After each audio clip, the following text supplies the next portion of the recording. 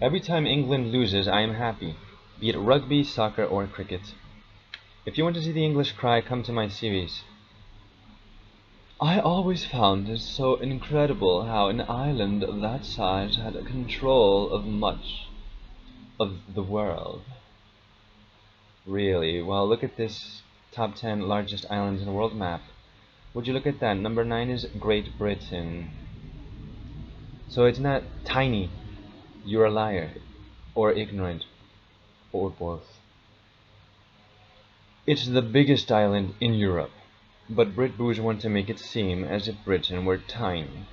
Brits minimize the size of Britain in order to maximize the glory of Britain, so its glory is actually overrated. Brits are so intimidating with their fake afros. Who did this to you? It was the Spaniard. Who is cooler, the clown or el conquistador? Gracias a Dios soy español y no inglés. The English were barbarians. Some things never change. British Crown sponsor Darwin wanted all non-Europeans dead. I'm not exaggerating. All non-Europeans dead. They hid the following from us when they tried to indoctrinate us into the atheistic dogma of macroevolution, which later on in my series I will prove is impossible. The Descent of Man, propaganda by Darwinists, page 201. At some future period, not very distant as measured by centuries, the civilized races of man will almost certainly exterminate and replace throughout the world the savage races. At the same time, the anthropomorphous apes, as Professor Schaffhausen has remarked, will no doubt be exterminated. The break will then be rendered. Did you notice he said exterminate and replace savage races? They don't teach you this when they tell you to follow his myth, which wasn't actually his, but that's another story. The break will then be rendered wider, for it will intervene between man and a more civilized state, as we may hope. Then the Caucasian and some ape as low as a baboon, instead of as at present between the Negro or Australian and the gorilla.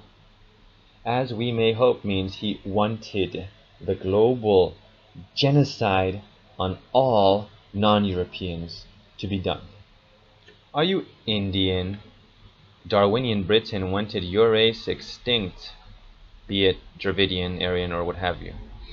Free yourself from British mental colonialism, macroevolution dogma.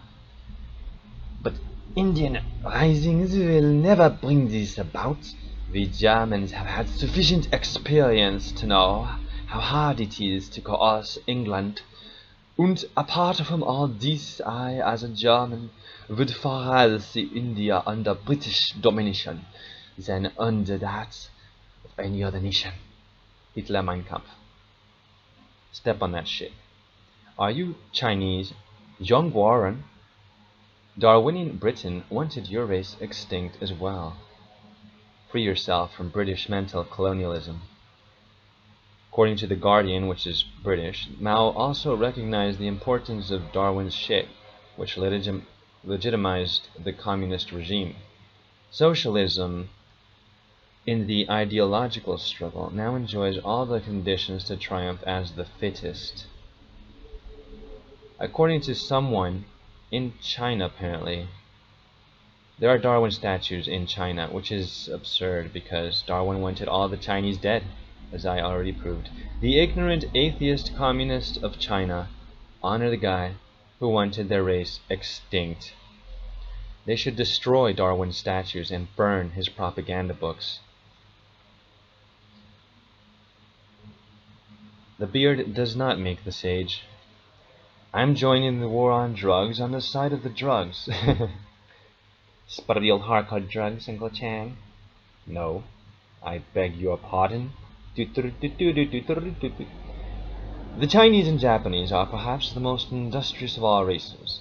While the Chinese are the most docile, the Japanese excel in imitativeness, but are not as reliable as the Chinese.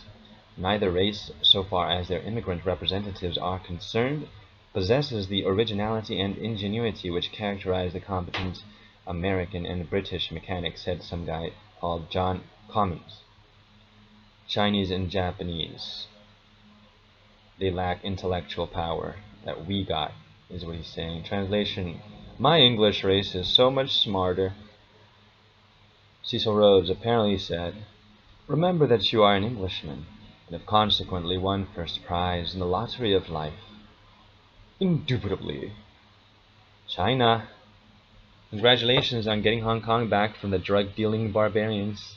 Because I know, somewhere deep down in my heart,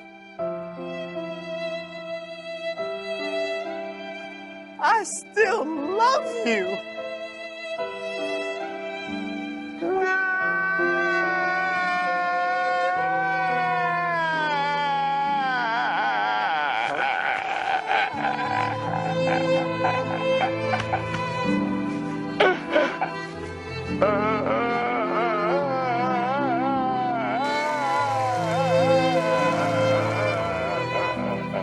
Because I know, somewhere deep down in my heart,